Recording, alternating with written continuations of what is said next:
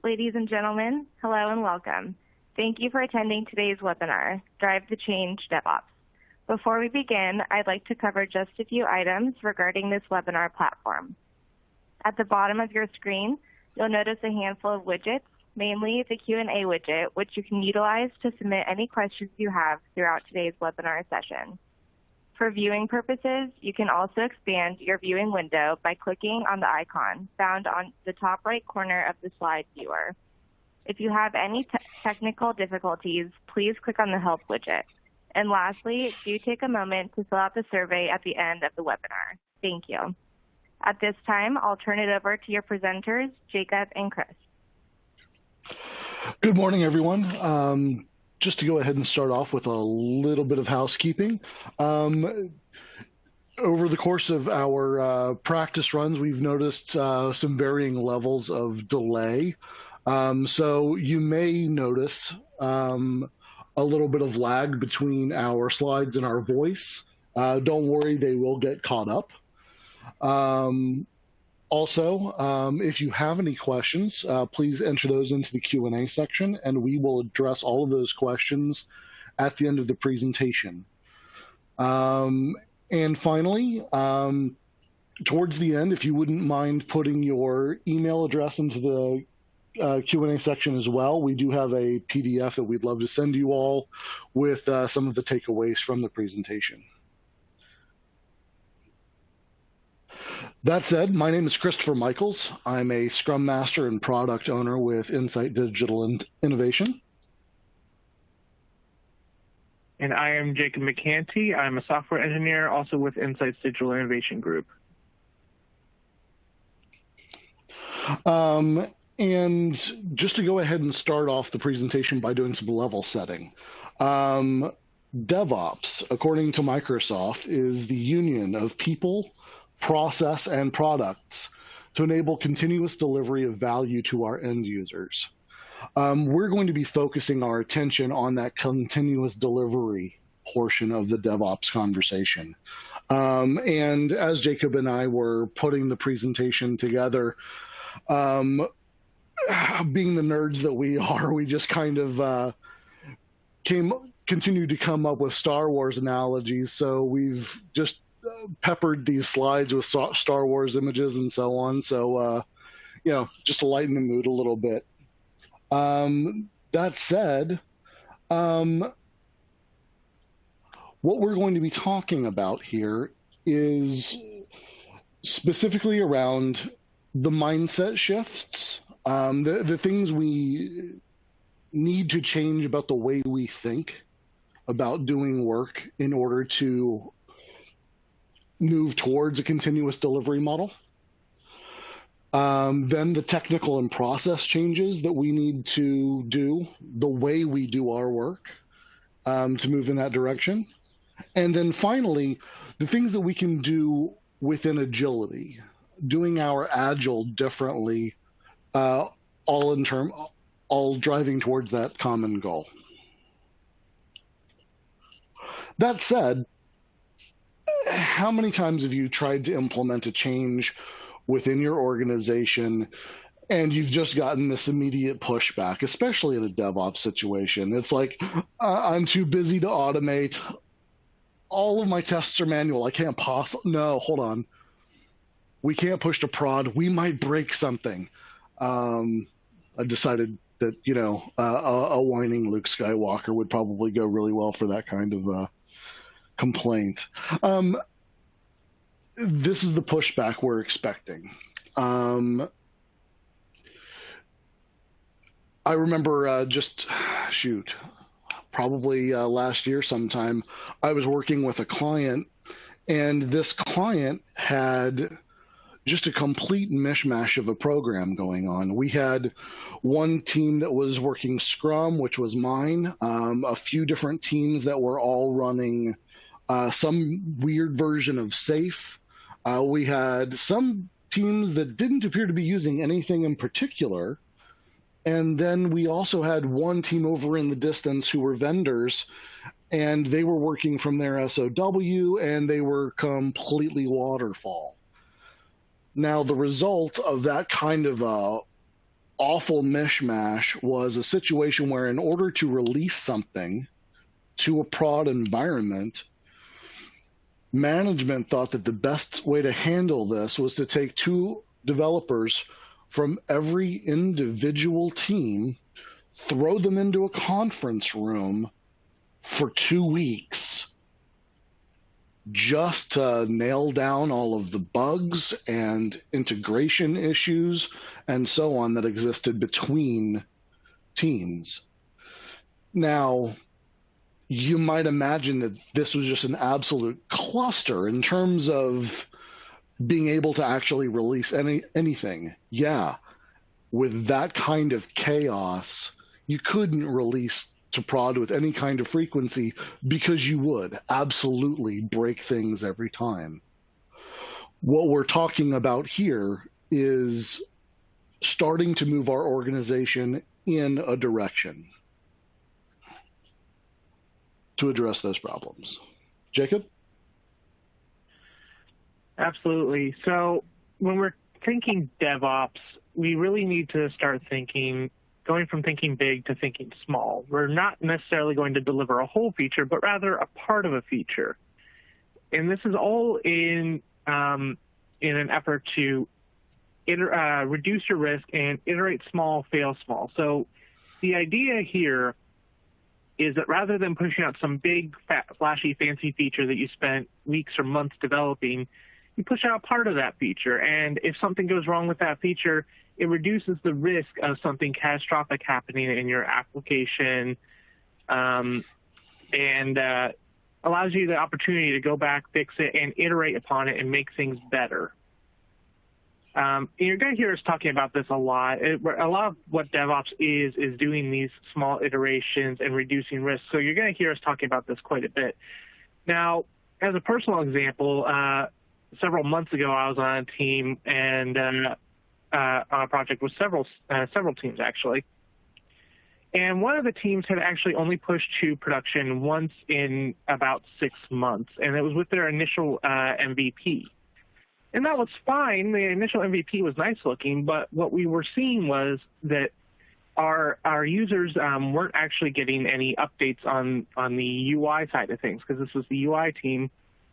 And they were concerned about pushing something out that wasn't fully featured or fully functional, because it would reflect poorly on them or the work that they were doing, or that, hey, we're pushing out something that's not fully featured. It's not going to be the final way we're going to interact. People are going to interact with it. It's going to be confusing. But we ended up having a couple of conversations with this team we were working with, going back and forth a little bit. We ended up convincing them that, hey, try and push something out just once a month maybe, or from there we'll take it down to like every 3 weeks and every 2 weeks. And what we started seeing was we got progressively shorter releases out. And yes, they didn't contain quite as many features as a release every 6 months, but we were still able to deliver more continuous value to our clients, and get some value added to our application for our users. It also enabled us to get some initial feedback on how these features were performing and testing out. So we were able to actually identify issues much more quickly with how we were retrieving data, or how we were displaying that data, or if there are any bugs in the application that were showing up just because of how people were using it. And having those quicker releases allowed us to iterate and fix things much more quickly as a result. So when we're talking about doing quicker deployments, we're also asking you to consider what blockers are for you deploying more often. In the previous example that I was using, it was a perception and expectation blocker. The team was physically able to deploy more frequently, but they were having trouble with this idea of, well, we're delivering something that's not finished. And we ended up having some conversations, and it ended up being all right that the features weren't fully fleshed out or something like that. It ended up being better, actually, because it allowed us to get that initial feedback, and we were able to iterate upon it. And as a result, it wasn't just UI making changes. Our back end had to make changes as well in order to keep up and fix any bugs that were actually popping up with how things were being displayed or retrieved from our databases. And this just kind of makes sense with when we're talking about Obi-Wan Kenobi. You gotta use a little bit of a Jedi mind trick here and make people understand, like, hey, it's okay that this isn't fully featured. It's all right that we're delivering only part of what we promised so far, because that rest of it is coming, and this will allow us to iterate upon it and make it better in the long run. So when we're talking DevOps and we're talking quicker deployments, consider also, what is your blocker? Is it your tool set that you're using? Are you having trouble with that? Or is it a knowledge gap? Are you physically unable to actually deploy out more regularly for some reason? Or are you worried that's going to reflect poorly? Oftentimes these are conversations and issues that we can work on, but only after we address what those issues are. But as we're going through all of this, we need to keep very much in mind that we are working for and working with organizations that have an entire development culture. We're not talking about, an individual team working on an individual product in a silo. We understand that you're probably working for an organization that has maybe hundreds of developers all working on individual projects, and that over time, through experience, probably a whole lot of bad ones, your organizations have actually developed the rules and policies that they have in place. They have developed their release plans and the way they do things. So anytime we're talking about introducing a change in mindset, a change in tooling, or the way we do things, we need to expect resistance. Your organization didn't get to where it was overnight. Rome wasn't built in a day. I can use any number of cliches here. What we need to do is to make small changes in the places that we can,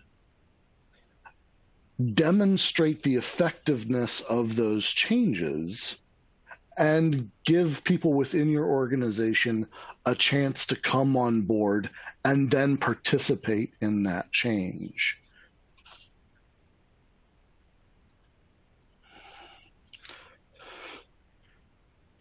So at the end of the day, you really are the influencer.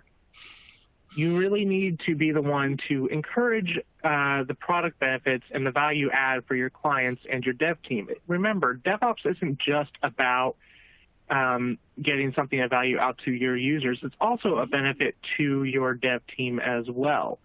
They'll see they'll see the advantage of using quicker releases, getting something out there a little bit more quickly so that they can get feedback on it and iterate upon it. If you're trying to adopt a DevOps way of doing things, again, as Chris mentioned, small changes over time are way better than immediate massive shifts. You're not going to have quite as much of a cultural a successful cultural shift if you're trying to do something huge, like, okay, we're doing waterfall, we're releasing every 2 months, and now we're going to do DevOps, we're going to do 2 releases every 2 weeks. That's never going to work. You have to take baby steps, and you'll get there eventually if you make these small changes, which we'll talk about a little bit more here coming up, that will help your organization move in the right direction. Remember, a DevOps transformation doesn't happen overnight. But when you do these small changes, you need to empower your people to continue making these changes and then celebrate your wins. Hey, we were able to push production in 2 weeks. That's the first time we've ever done that. That's a huge success for us. Or, hey, we were able to push out this small feature and we tested it out. Okay, yeah, we got some good feedback on it. Now we're realizing we need to make this small change. that's a good win too, because you're able to get some early feedback on a feature you're developing without having everything come to a screeching halt because you have to redo a feature you had planned out because it wasn't quite what you needed at the end of the day.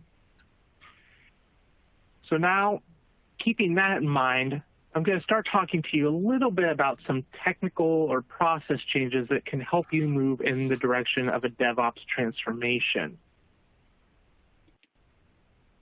Now, there's always going to be some technical challenges limiting production deployments.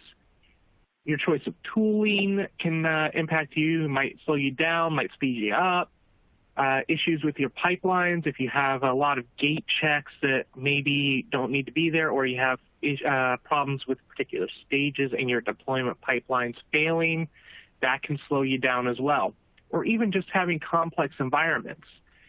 If you're having hundreds of microservices running in your environment, and they all talk with each other very frequently through APIs, that can impact you as well. You need to make sure that a lot of components are working when you go out to deploy, and that can slow you down. I mean, just think about it. If you're working on C3PO here, that's a very complex tool you're working with as well. And I can't imagine how hard it is to actually give C3PO a software update. But if we're talking like Azure DevOps, TeamCity, some things that work in one application may not work in the other application. There's always going to be hiccups or workarounds that depend on your tool. But if you keep some of these strategies I'm going to talk about here in mind, it can really help improve the experience for everyone. And these changes should be able to be made regardless of what tool you're using.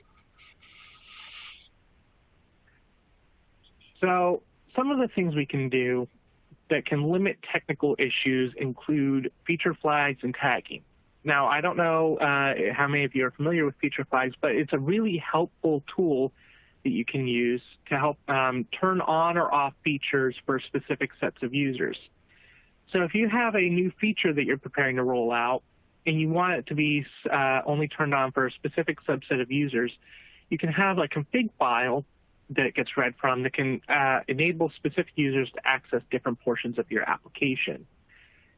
This can be helpful if you're going to try and do like a small subset of users to do UAT work, or just make sure that your feature is actually working. Or maybe you just have a specific admin tool that you don't want everyone accessing. Feature flags can be useful for that as well. In the past, I've actually used feature flags to help manage multiple different client deployments. I was working on a project where clients could sign up for different subscriptions, and that would enable them to have different features of a product. And we were able to turn on and off certain features using these feature flags. And it worked out well for us because, hey, it's all deploying as part of the same code base, but having these feature flags being toggled and that enabled us to actually hide the features that they didn't want or need. Similarly, tagging can also help you limit technical issues with your deployments. So when you're using good tagging strategies, you can very easily tag versions of your code for release, and it can also help you if you need to roll back. So say you're deploying version 2.0 of your application, and whoops, there's a huge problem in there. There's like a security flaw or something. You got to roll back. Well, it's much easier to roll back if you can roll back to a specific version that you tagged that was your last successful release. If we're moving on from there, we can talk about adding automation and tests to your pipelines to enabling repeatable steps.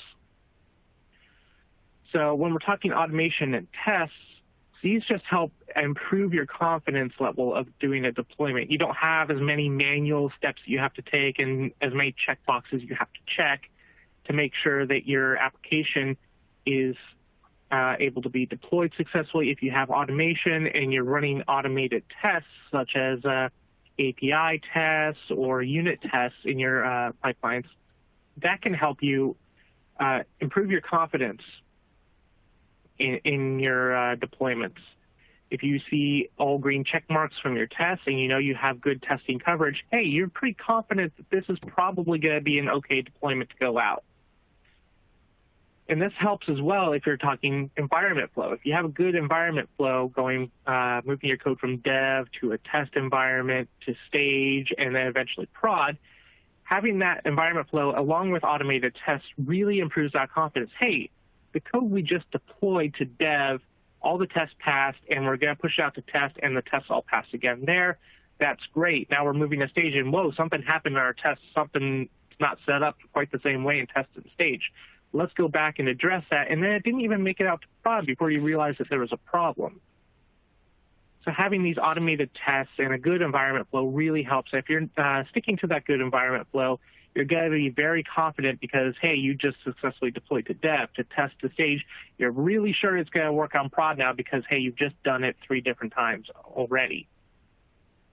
And having proper sign-offs on there, making sure that there's good review stages in there, can really also help catch any additional issues that automated tests might not. And these frequent releases, now keep in mind, as we've discussed, you're going to have some resistance, and frequent releases may be painful at first. It's not going to be easy going from releases every couple of months to every couple of weeks to every 2 weeks. So you might have a lot of pain points that you need to identify as you're working through moving towards DevOps. But if you try to do these frequent releases, you're going to be able to identify problem areas more easily because, hey, you're hitting them more frequently. And then you can work on solutions. So previously I had made an example of saying, hey, maybe you have a particular stage in your pipeline that's successful or that's prone to failing. But if you're hitting that more frequently than you were, so maybe it's not that big a deal when you're only deploying every couple of months because then you can just kick it off again and it'll work the second time. But if you're trying to do frequent releases and you're hitting those problem areas over and over again, you're going to start saying, hey, this is an issue and we need to address it because it's really slowing us down. It's preventing us from getting to production with the updates we need. There's nothing actually wrong with the stage, but maybe there's a race condition where something else isn't being built properly or built in time all the time for us to be able to release. We've had that problem on projects I've been on. There was actually a race condition for the DNS server we were spinning up. It was causing a conflict between our East U.S. Release and our West U.S. release. And the DNS names were getting all screwy because if the West U.S. deployment finished first, it would overwrite the East U.S. DNS server. And we weren't catching that very frequently because initially we were only deploying out to East U.S. and then we added West U.S. on and we weren't doing those at the same time, so it wasn't that big of an issue. But once we started adding automation, we started seeing that this is actually a problem because the West U.S. deployment would occasionally finish first. And knowing that, we were able to work on it and actually go back and address the problem, which we didn't even know existed until we were trying to do these frequent releases to both environments at the same time. So when you do have these problems that you might encounter when you're doing frequent releases, what do you actually do?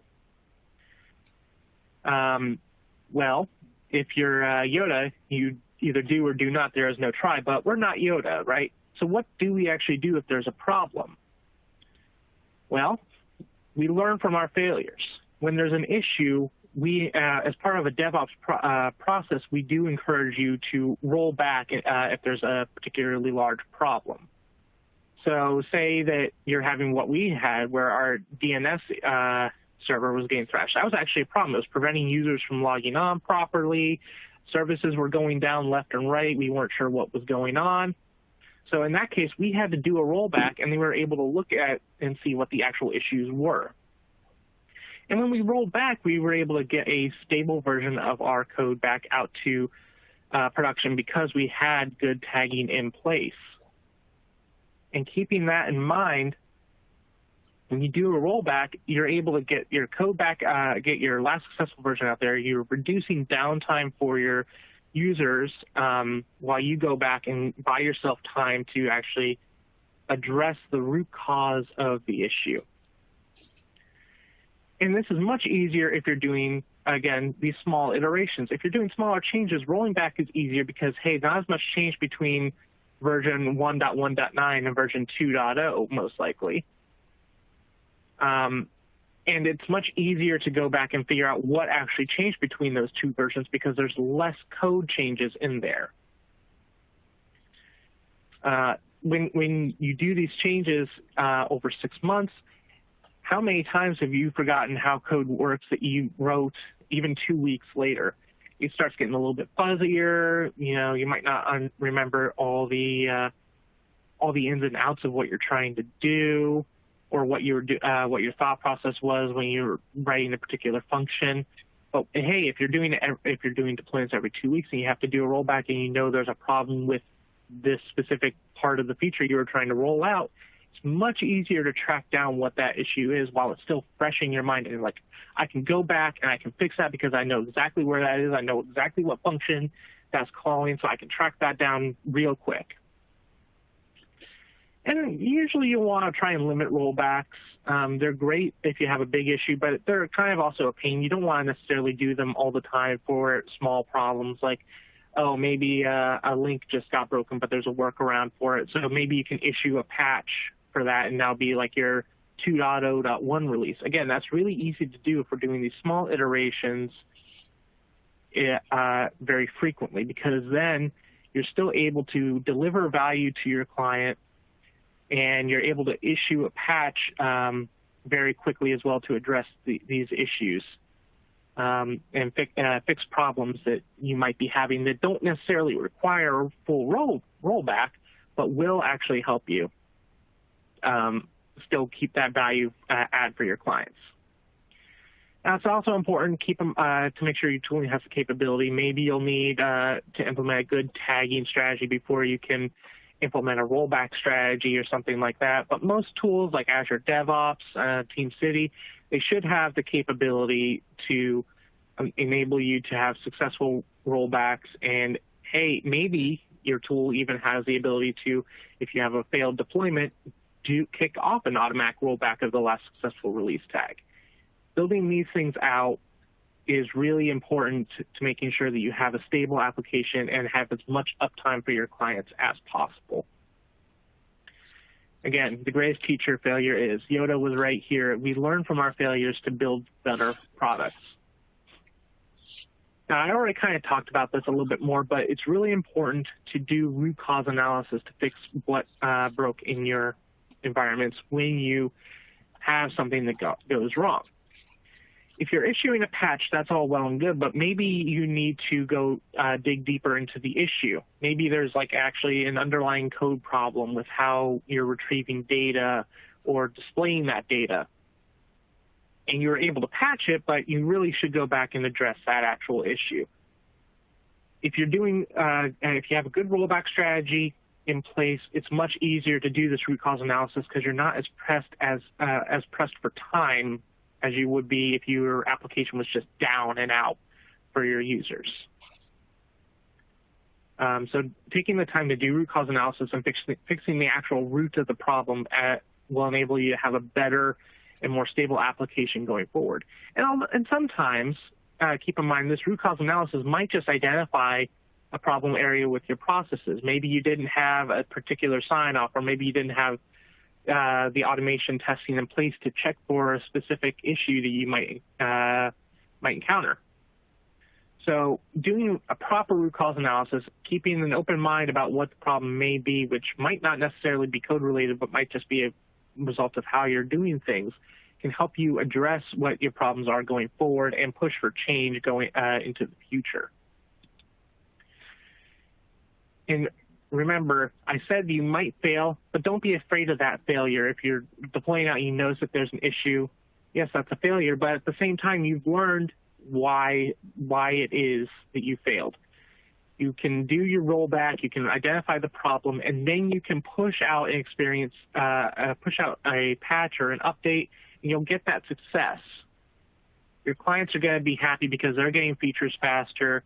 They're getting more stable features faster, and they're not experiencing as much downtime as they would be if you're doing these big deployments that you then have to do a bunch of QA on after your deployments succeed, just to make sure everything's working. And whoops, something wasn't working. Now we have to take it all back down, and it's going to take a couple hours to deploy.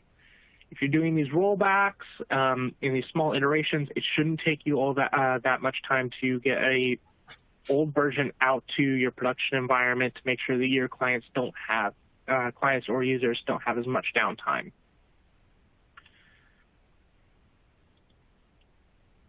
And remember, pushing the prod is scary, but not if you do it every day. So this is a quote that comes directly from our developers. And it rings true for me, especially because I've been on projects before. We're doing these big releases every couple of months, and it takes hours to push something out to production, and then you have to rush through and do a bunch of QA as soon as the deployment finishes before you can actually open it up to your users to go back into their application. It's a lot of downtime for your users, and it's really scary for you as a developer if you notice a problem because, hey, now you found a problem. Is it big enough that you have to do a rollback? Is it not a big enough problem? Has someone else already reported it? It's very stressful, and it can be very scary, especially if it's a really important release that you've been waiting months to get out. But if you're doing DevOps, you're doing smaller iterations, even every month, it's not quite as scary if you're going out to production because you've been there before. You've got the processes in place. You know you've got good tagging. You've got a good rollback strategy. And it's much easier and quicker to get something out to production. If you're using feature flags, you can actually deploy your code in advance and then just update a config file and bam, your feature's there. It's really easy to turn on and off. If you have automation testing in place, you know that you can feel confident going to your different environments in your production environment. You know things should be working and that they shouldn't at least have a catastrophic failure. So it's really important to be pushing for these quicker release cycles. If you could get it down from every couple of months to every month, if you can get it from every month down to every couple of weeks down to every couple of days, every smaller iteration that you're pushing out there is just reducing the risk that you have to work with. And it's limiting downtime for your clients, and it's adding value for them to experience much more quickly than they would be otherwise. And they'll appreciate you for it, and you'll feel a lot less stress whenever you're going out to production because if something does go wrong, you can feel confident about your rollback strategy, and you can know exactly what that problem is much more quickly. So with that, I'm going to hand it back off to Christopher. He's going to talk to you a little bit about some better Agile through refinement. Okay, everybody, just to go ahead and do some more level setting. Product backlog refinement is defined by scrum.org as the activity in a sprint through which the product owner and the development teams add granularity to the product backlog. It's important to note here that according to Scrum, at least, product backlog refinement is not a must-do official ceremony type of a thing. If you get into scaled Scrum, refinement is required, quote unquote. But for the purposes of this conversation and for moving into a DevOps type of a situation, I personally think that refinement is absolutely essential, and I do really prefer to have it codified, a part of my standard weekly or bi-weekly sprint activities. But depending upon the philosophy that your teams are operating under, this may not be quote unquote essential. It may be more informal. The important thing here, beyond my personal preferences, is that refinement, however it's happening, does happen. But what we're talking about when we're talking about better agility through refinement is actually using refinement as your engine for change. Because by sitting down with our product backlog items or stories or whatever word you guys want to use, we're going to say, okay, if we're going to start utilizing feature flagging, okay, cool. Well, what we do with our stories, our acceptance criteria, and so on, needs to change to make sure that we're accommodating for those technical process changes in the way that we're doing our business. So, okay, we're deciding we're going to implement feature flagging, and so we're all looking at our stories, and okay, so we're adding to the acceptance criteria that we need to make sure that we have feature flagging set up for this story so that we can turn the feature on and off. Cool, fantastic. Over time, though, we realize, hey, you know what? This feature flagging has been working pretty well for us so far. We want to codify that. And we're going to codify that in our definition of done. Okay, well, we're going to be discussing our definition of done at our next retro. And we discuss this at retro. Yes, absolutely. Feature flagging has been working well for us as a team. Everyone agrees. We want to make this a part of our definition of done so that no story moves to done until we have feature flagging in place. Fantastic. Well, same thing goes for any of these other technical process changes as well. We're utilizing that refinement to make our stories better and more specific, to get the requirements that we need out of them. We're sitting down at retro and deciding to modify our definition of done over time to include those things until suddenly what we've got is a complete change in the way complete change in the way we're doing things from the way we're doing them before. And when we're actually sitting down in our sprint reviews, we can demonstrate that, hey, we've been making these changes. We've been doing them all inside of our own team. And the program as a whole is seeing some benefits as a result. But that leads to an important question. I've heard some feedback from various teams over the years saying, hey, we're doing refinement, but wow, participation's kind of garbage. People aren't showing up, or if they do, all I hear is the clack, clack, clack of keyboards because they're continuing to do their work while a couple of us actually discuss refinement. It's a huge issue. In order for this to work, we need all of our brains devoted to the problem. And the next two slides are really kind of talking about this same thing. And that is that if we've got a dev team of 5 or 6 people, if only 1 or 2 of them are participating, we're going to miss things. We're going to miss acceptance criteria. We might have some requirements that go missing. And then eventually you end up in a situation where, well, I coded it to the story, and, well, the story didn't have those acceptance criteria, so I didn't do it. It's like, hold on a second. No, hold on.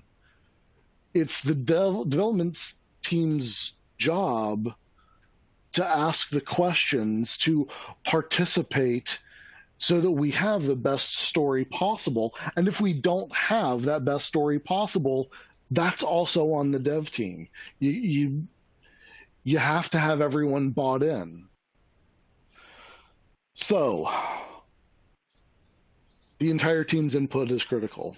One thing that my team did to try and make refinement a more valuable thing, so that we could feel like we were accomplishing more, because, you know, I'm sure none of us have ever dealt with a dev team that likes to really get into the weeds. What we did was a pre-refinement meeting. Say, hey, you know, we want our developers to work on developing most of the time. And we would like to do as much of the work as we can, you know, as Scrum Masters, product owners, or even a dev lead, to do as much work ahead of time to get that story as pretty and polished as possible before putting it in front of the dev team. That was a lot of P words. What that enabled us to do was to sit down with our development team with a fairly polished story, and the dev team had the opportunity then to go, okay, I'm looking at the story, I'm applying my brain bits, and you know what? This looks good. Let's size it and move on. Or what happened a lot of the time is we realized, hey, there was something important that we missed. There was a requirement that was missing, something that was unclear. What that's telling us is that even with the product owner, who really should know the importance of these stories and what we need from the product, with the Scrum Master, who's intimately involved in everything, and our dev lead, who really knows the technical aspects of what we're trying to build, those three brains are still not going to outthink an entire team of developers, all thinking at the problem from their own unique perspectives. Everyone is valuable on this dev team, and so everyone's input and buy-in is critical. So, as we're starting to wrap things up, we're thinking about the mindset shifts, the things we need to change about the way we think in order to implement DevOps. We're thinking about, hey, the feature flagging. We're thinking about automation. We're thinking about the technical process changes that need to go into place in order for us to deliver more frequently. But we're also thinking about, hey, we can do Agile differently, and we can do it better to support that continuous delivery. But at the end of the day, we are one team among many. We are one team in an entire development organization, and we shouldn't expect to be able to change the world or change the empire overnight.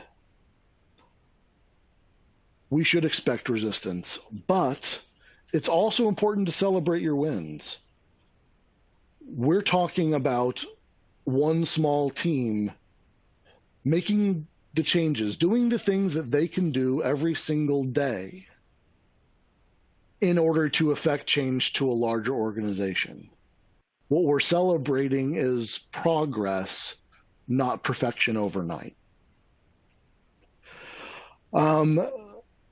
That concludes our presentation. Thank you all for attending. We really appreciate all of you being here. We're going to take a quick second to look at the questions that may or may not have been entered into the Q&A section, see if there's anything we need to address. And then we'll hand it over to Claire to send you on your merry way. So give us just a minute. Let's see if there's any questions. And we'll be back with you shortly.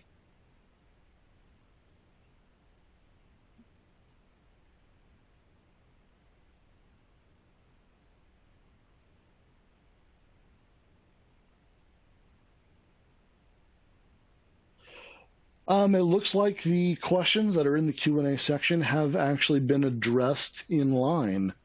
So here's, I'm going to go ahead and give it 2 minutes. If anyone has any additional questions, to go ahead and plug them into the Q&A section. If not, if nothing new is added, Claire, you want to go ahead and take over at 11:48? Sounds good. Fantastic.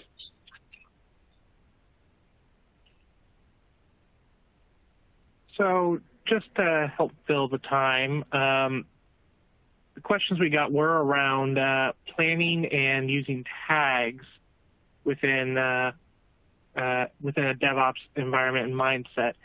And the first question we got was, during quarter planning, we keep some buffer points for unplanned projects that can come up during the quarter. How do we capture buffer points in DevOps and attach to the projects as needed?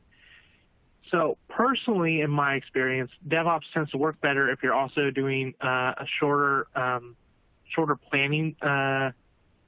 If you're in conjunction with your shorter release cycles, you have shorter planning cycles so that you can address problems as they come up or any changes in priorities that you need to. It's not to say that you can't do it during quarter plan, doing planning like every quarter, but you just need to keep in mind that what you plan on doing in that quarter might need to get reprioritized as you work in DevOps. And again, it's not necessarily a bad thing. The follow-up question to this was, can we do this without tagging? And you certainly can do it without tagging. It just becomes much more difficult to track what work and what code has actually gone into each version of the code base. So if you're only tagging or releasing every quarter, it's kind of difficult to keep track of all that unplanned work that you've gotten throughout the quarter if you don't do tagging, just because you won't know for sure what has gone into your code base. You won't know quite what features are there or what unplanned work has gone in. There's other ways of tracking this. I do recommend using tagging because it's very easy to keep track of what's gone in to your code base and when it's gone in if you do use a good structure of tagging. And depending on your tool, having a good tagging a good tagging process also helps you do code comparisons, so you can see what the code base looked like before a certain tag and what a code base looked like after a certain tag. I know Azure DevOps has this ability. You can compare two tags or two commit hashes. So again, I do recommend using tagging. I do recommend trying to also shorten your planning sessions so that they happen more frequently, in addition to your encouraging more frequent releases. But that's not to say you can't do DevOps without doing that.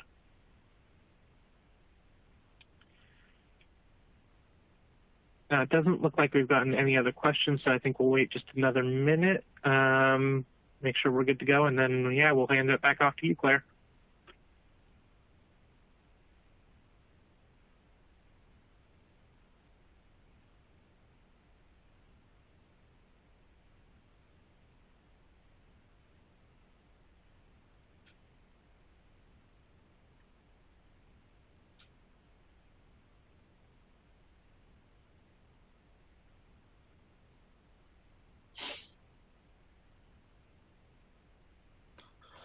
All right, Claire, take it away and close us off. Thank you so much, everybody. All right, well, thank you. That's going to conclude today's webinar. A big thank you to the presentation team today and to the attendees for your time. Thank you for the opportunity to come together. With that, we will turn you back to your day. Thank you, everyone.